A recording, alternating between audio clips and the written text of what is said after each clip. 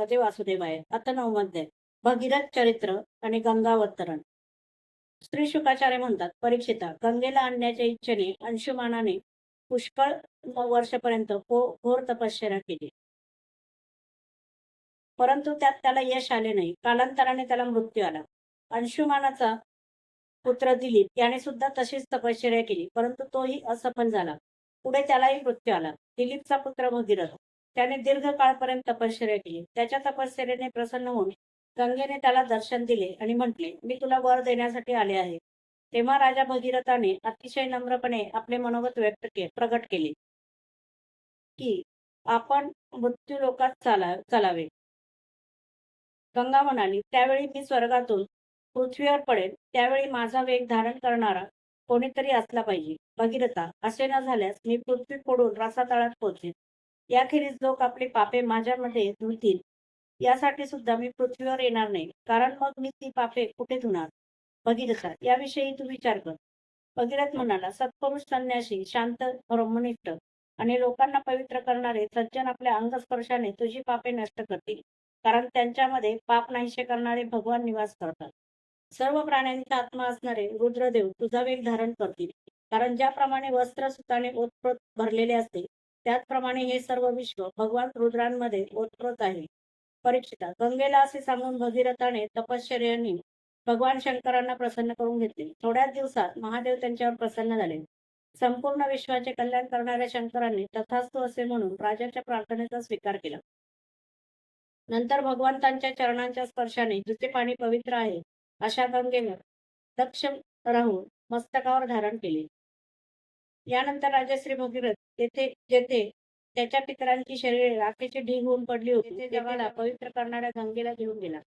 वायूप्रमाणे वेगाने चालणाऱ्या रथात बसून तो पुढे पुढे जात होता आणि त्याच्या मागे मागे मार्गात असणाऱ्या देशांना पवित्र करीत गंगा वेगाने जात होती. शेवटी तिने सगराच्या जळालेल्या पुत्रांना आपल्या पाण्यात बुडविले.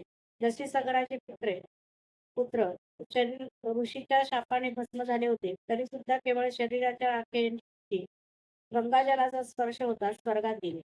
जर गंगाजलाच्या शरीराच्या राखेशी स्पर्श झाल्यानेही सगराच्या पुत्रांना स्वर्गाची प्राप्ती झाली, तर मग ते लोक श्रद्धेने नियमपूर्वक गंगा मातेचे सेवन करतात, त्यांच्या संबंधी काय सांगावे?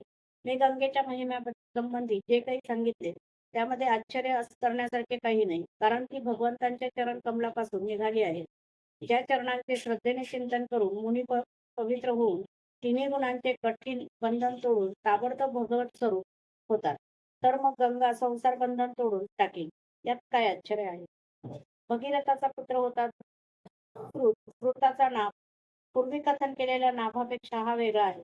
नाभाचा पुत्र सिंधुद्वीप होता आणि सिंधू द्वीपाचा आयुतायूच्या पुत्राचे नाव होते ऋतुपर्ण.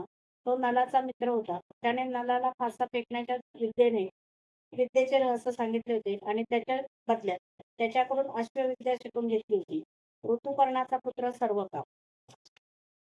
परीक्षिता, सर्व कामाच्या पुत्राचे नाव होते सुदास. सुदासाचा पुत्र होता सौदास आणि त्याच्या पत्नीचे नाव होते मदयंती. सौदासालाच काही जण मित्र सत म्हणतात आणि काही ठिकाणी त्याला कल्पात असेही म्हटले गेले आहे. वसिष्ठांच्या शापाने तो राक्षस झाला होता आणि पुन्हा आपल्या कर्मामध्ये तो निपुत्रिक झाला. परीक्षिताने विचारले, भगवान, आम्ही जे जणू इच्छितो की महात्मा सौदासाला गुरु वसिष्ठांनी शाप का दिला, जर यात काही गुप्त नसेल तर सांगावे. श्रीशुक म्हणाले, सौदास एकदा शिकारीसाठी गेला होता.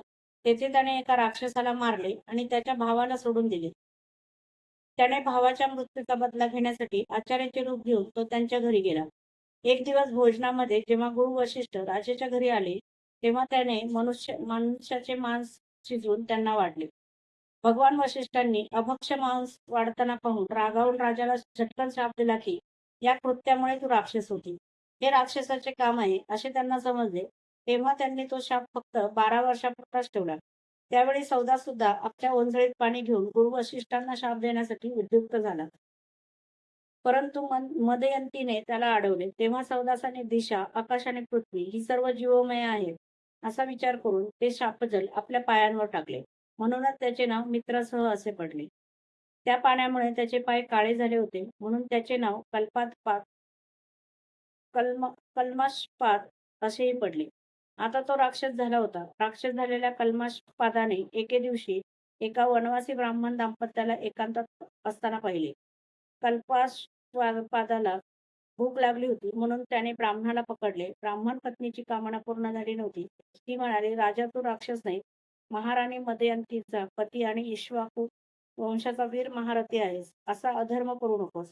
मला संतानाची इच्छा आहे आणि या ब्राह्मणाची सुद्धा कामना अजून पूर्ण झालेली नाही, म्हणून मला हा माझा पती परत दे.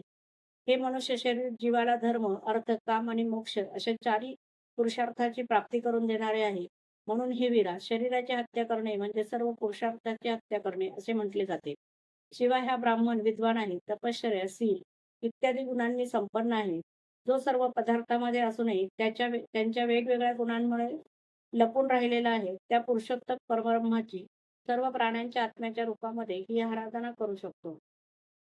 हे धर्म जाणणाऱ्या राजा, जसा पित्याच्या हातून पुत्राचा मृत्यू होणे योग्य नाही, त्याचप्रमाणे आपल्यासारख्या श्रेष्ठ राजश्रीच्या हातून श्रेष्ठ ब्रह्मर्षीचा वध होणे कसे योग्य आहे.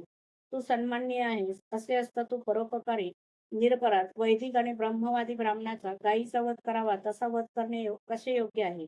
असे असतानाही जर तू याला खाणार असशील तर अगोदर मला खा, कारण याच्याशिवाय मी मेल्यासारखीच असून एक क्षणभर सुद्धा जिवंत राहू शकणार नाही. असे काकुळतीने बोलून ती अनाथ असल्यासारखी रडू लागली.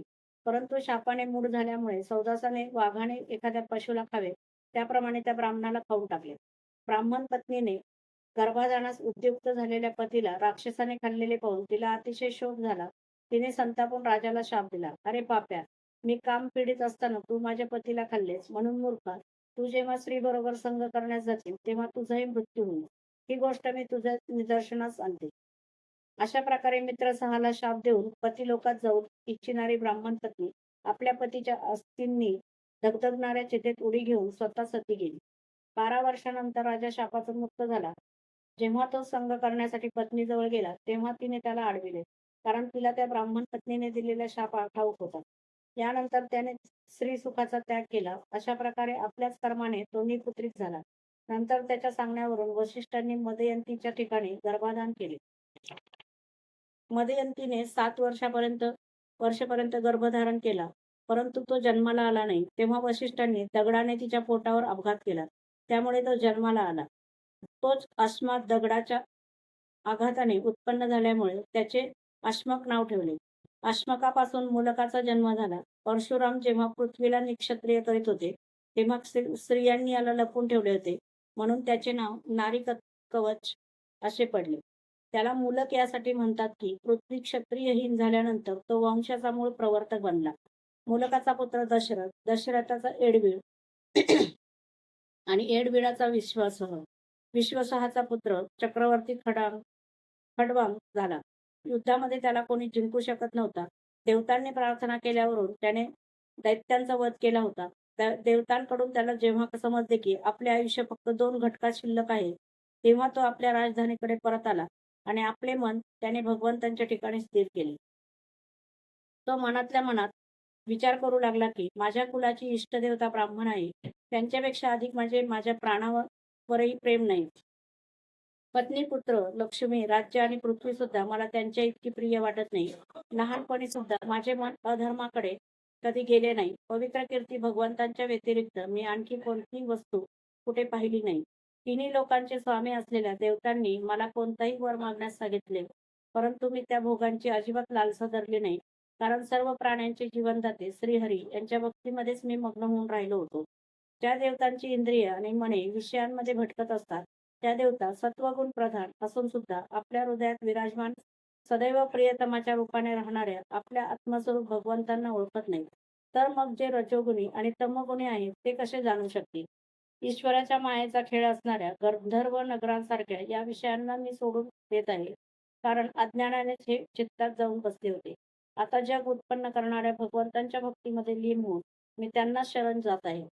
खडवांगाच्या बुद्धीला भगवंतांनी पहिल्यापासूनच आपल्याकडे आकर्षित करून घेतले होते, म्हणून त्याने असा निश्चय केला. आता त्याने अनात्म वस्तूंमध्ये जो अज्ञानमूलक आत्मभाव होता त्याचा त्याग केला आणि आपल्या खऱ्या आत्मस्वरूपाचा आश्रय घेतला. ते स्वरूप साक्षात परब्रह्म आहे. हे सूक्ष्महूनही सूक्ष्म शून्यासमानच आहे. परंतु ते शून्य नाही, परम सत्य आहे. भक्तजन त्याच वस्तूचे भगवान वासुदेव या नावाने वर्णन करतात. अध्याय 9 समाप्त.